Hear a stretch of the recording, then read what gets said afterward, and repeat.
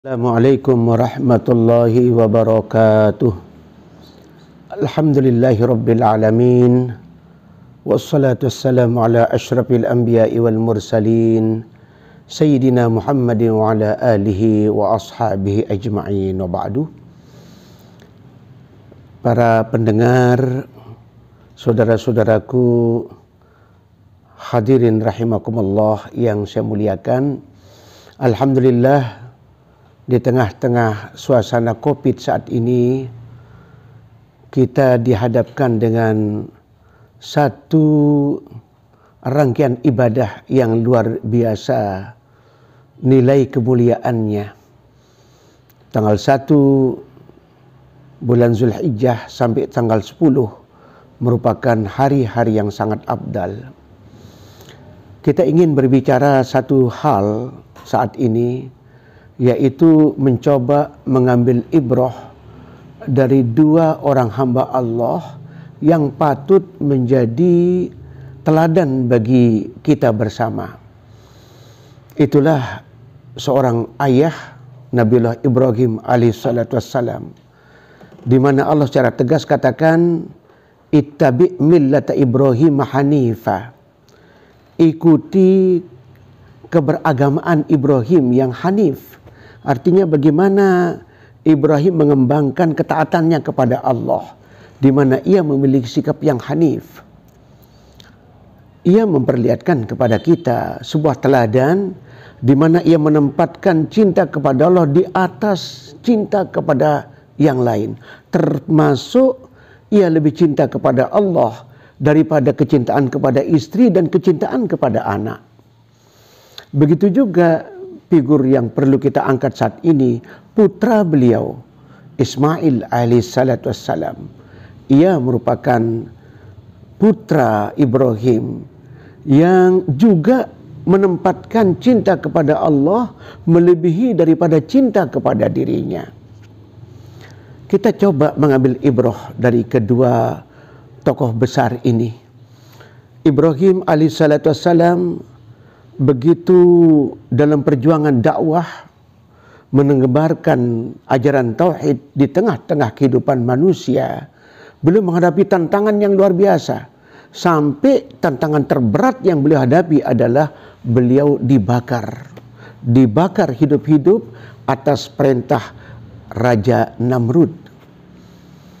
Pada saat itu Ibrahim sudah berada pada keputusasaan. Sebab apa? Sudah berhadapan dengan bangsa, dengan umat yang sedikit pun tidak berubah dari keadaan kondisi sebelumnya, sebelum ia dakwah, sampai beliau berhadapan dengan cobaan dibakar seperti itu. Akhirnya Ibrahim dalam keputusasaan itu berkata, diceritakan oleh Allah dalam surat As-Saffat, waqal inni dhahibun ila rabbi sayahdin. Sudah saya akan pergi menghadap kepada Allah Rabbul Alamin, dan ia pasti akan memberikan petunjuk kepadaku. Tetapi kemudian ia berdoa, Rabbi habli minas salihin. Ya Allah Tuhanku, anugerahkan kepadaku seorang keturunan hambamu yang saleh ya Allah. Di satu sisi ia berjuang, tetapi di tengah-tengah keputusasaan dalam perjuangan, kalau boleh kita katakan artinya sudah tidak ada yang mau mengikuti beliau. Akhirnya dia katakan, ini dhahibun ila rabbi, saya kembali saja kepada Allah. Di tengah-tengah ia berkata kembali kepada Allah, tapi ada pemikiran pada beliau, siapa yang bakal melanjutkan perjuangan ini? Siapa yang bakal melanjutkan dakwah akidah yang diperintahkan oleh Allah kepada saya? Sementara sampai saat ini saya tidak punya anak. Disitulah kemudian ia sadar dan ia berdoa kepada Allah, Rabbi habli minas salihin, ya Allah berikan kepadaku seorang anak yang saleh. Akhirnya apa yang terjadi, saudara-saudaraku? Fabasyarnahu bigulamin halim. Kami berikan kabar gembira kepada Ibrahim tentang akan lahirnya seorang hamba, seorang anak yang halim, yang sangat bijak, yang akan menjadi pelanjut daripada perjuangan beliau. Jadi lahirlah Ismail. Ismail seorang anak yang merupakan dambaan orang tuanya. Untuk apa? Untuk melanjutkan perjuangannya. Ini jadi orang tua yang dicontohkan oleh Ibrahim adalah kerisauan beliau, siapa yang akan bakal menjadi pewaris yang akan melanjutkan pewarisan nilai-nilai akidah. Disitulah dia bermohon kepada Allah dan dijawab oleh Allah, akan diberikan seorang gulamin halim, seorang anak yang sangat-sangat bijak yang akan menjadi pelanjut daripada perjuangan beliau. Tetapi apa yang terjadi, saudara-saudaraku? Ia kemudian istrinya sendiri Sarah, seorang ibu yang sudah tidak akan bisa melahirkan seorang keturunan. Akhirnya dengan kesadaran sepenuhnya dari Sarah, Sarah kemudian mengizinkan Ibrahim untuk mengawini Hajar. Kemudian kawinlah beliau dengan Hajar. Singkat kisah, saudara-saudaraku, Hajar melahirkan seorang anak yang merupakan dambaan Ibrahim alaihissalatu wassalam. Tapi apa yang terjadi? Diuji lagi oleh Allah. Ia diperintah oleh Allah untuk membawa istri dan putranya ke sebuah tempat yang jauh sekali. Pada saat itu Ibrahim berada di Hebron, ya, di Syam, kalau tidak salah, dalam catatan sejarah, ya, di Syam. Kemudian Ibrahim membawa putranya menuju ke Mekah. Perjalanan yang sangat jauh, luar biasa. Kemudian apa yang terjadi? Allah perintahkan untuk menempatkan istri dan putranya di tempat itu. Tapi dengan penuh keyakinan, sekali lagi, ia menempatkan cinta kepada Allah di atas cinta kepada anak dan istri. Akhirnya dia tempatkan sambil berdoa, doa Ibrahim kepada Allah, Rabbi inni askantu dzurriyyati biwadin ghairi zar'in. Ya Allah Tuhanku, aku tempatkan keturunanku, ya, di sebuah lembah yang tidak ada satu pohon pun yang tumbuh di situ, ya Allah. Jadi ia lepas istri dan anaknya dengan doa. Dalam kisah yang cukup mengharukan, saudara-saudaraku, istri beliau Hajar bertanya kepada Ibrahim, ya Ibrahim, adakah engkau tinggalkan kami di tempat ini? Sementara di tempat ini tidak ada seorang pun dan tidak ada untuk kehidupan. Ibrahim tidak bisa menjawab, Ibrahim hanya diam.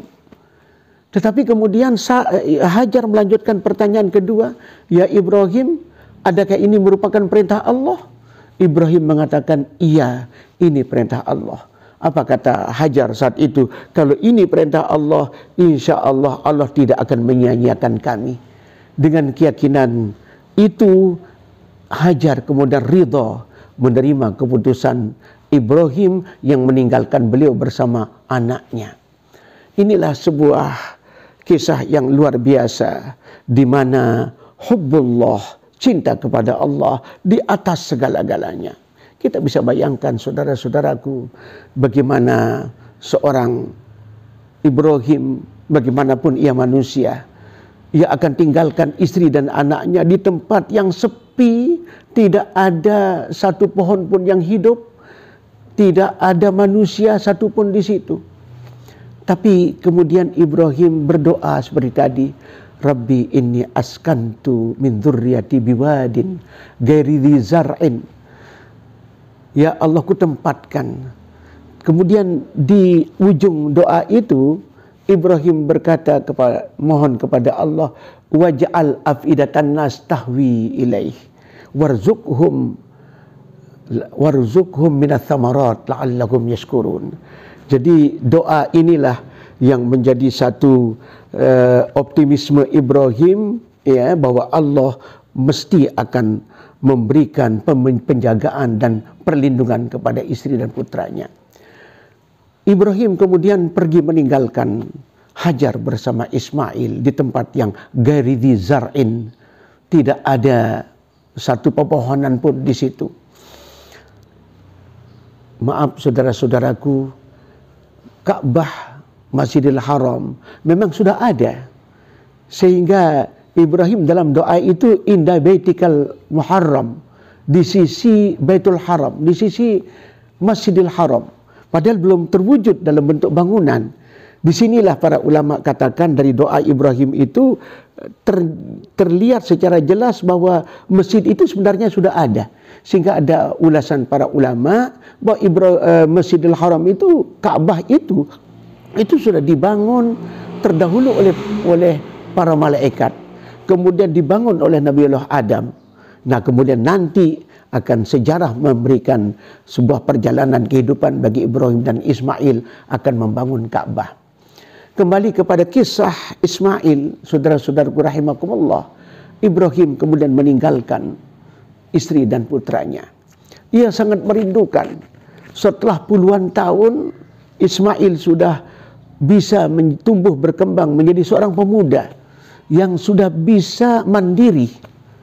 Disitulah puncak kerinduan Ibrahim untuk bertemu dengan putra dan anaknya. Akhirnya Allah kabulkan. Tapi pada saat sebelum dia berangkat untuk mencari putra dan istrinya, ia bermimpi. Ia bermimpi menyembelih putranya. Masya Allah, ia akan melepaskan kerinduannya, tetapi di tengah-tengah melepaskan kerinduan ada mimpi. Padahal dalam pandangan para anbiya terdahulu yang dipegang oleh para ulama, setiap mimpi para rasul itu adalah perintah. Ya, merupakan wahyu dari Allah. Jadi mimpi menyembelih anak berarti perintah untuk menyembelih si anak. Akhirnya Ibrahim pun berangkat menuju ke Mekah menziarahi istri dan putranya. Disitulah kemudian terjadi dialog.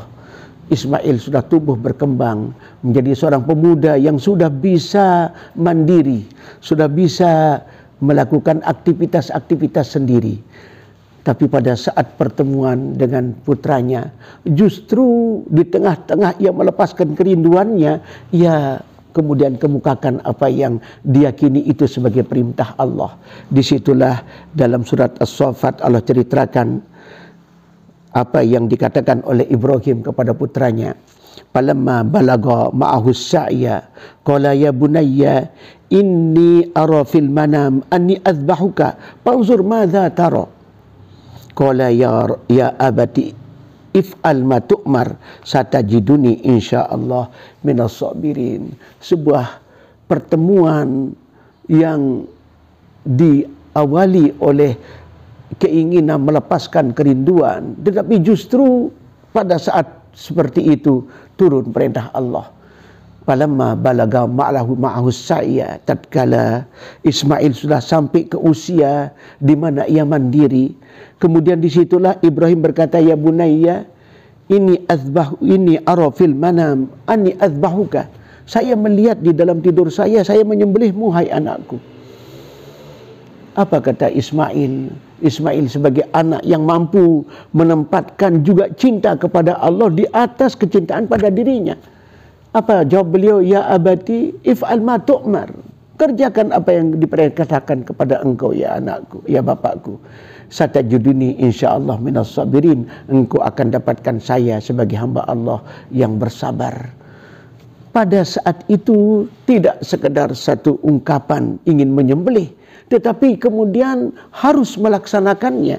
Disitulah Allah ceritakan kepada kita bersama. Falamma aslama wa tallahu lil jabin. Tatkala Ismail sudah bersama Ibrahim berserah diri kepada Allah untuk melaksanakan perintah Allah, Ibrahim pun membaringkan putranya di pelipisnya, yang kemudian segera akan menunaikan apa yang diperintahkan oleh Allah. Dalam sebuah riwayat, Ismail sempat berkata kepada bapaknya, ya bapakku, supaya engkau jangan sampai gagal melaksanakan perintah Allah dengan melihat mataku, maka tutuplah mata saya ya bapakku. Kemudian tajamkan pisau yang akan dipakai untuk menyembelihku. Ibrahim pun melaksanakan itu, ditutupnya mata Ismail. Kemudian pisau sudah menempel di lehernya. sudah akan melaksanakan perintah Allah, tinggal menggeser sedikit akan terputus leher Ismail.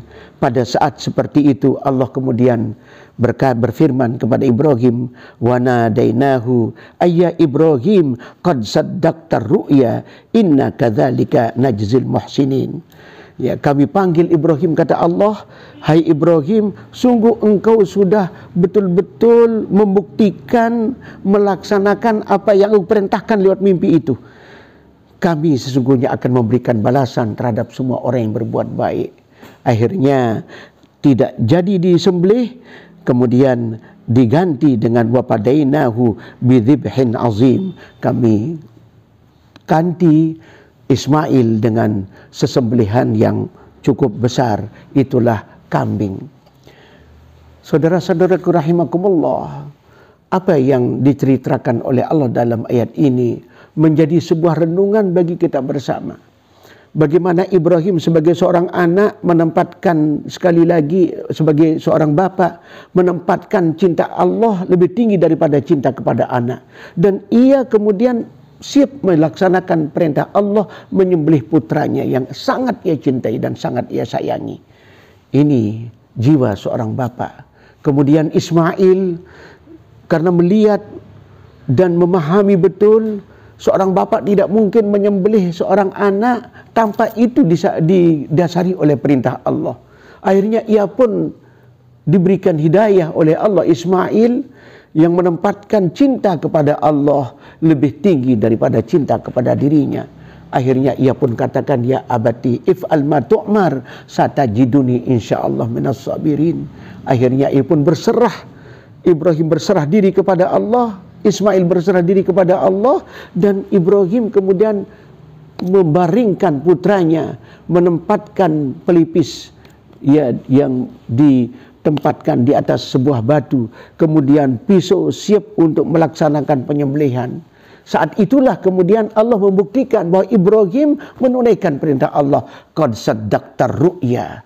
Kami melihat, kami mendengar, kami menyaksikan, kamu betul-betul menunaikan apa yang kami perintahkan lewat mimpi. Ini hal yang patut menjadi bagian dari renungan kita bersama. Ismail seorang anak yang saleh, siap menempatkan cinta Allah di atas segala-galanya. Ia kemudian siap disembelih. Mari kita jadikan sebuah ibrah bagi kita bersama. Anak kita, bagaimana kita didik anak-anak kita saat ini untuk menjadikan Allah lebih ia cintai daripada dirinya.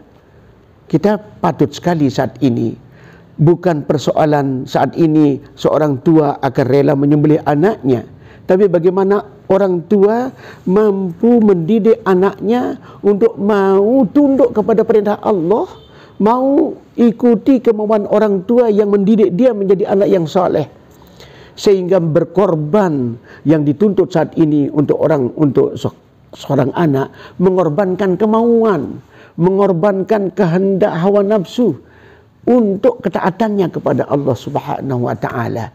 Mari ini menjadi teladan bagi kita bersama. Ismail siap disembelih semata-mata karena cinta kepada Allah. Ibrahim siap menyembelih putranya semata-mata karena cinta kepada Allah. Cinta seorang anak kepada Allah, cinta seorang bapak kepada Allah tercermin lewat kesiapan berkorban.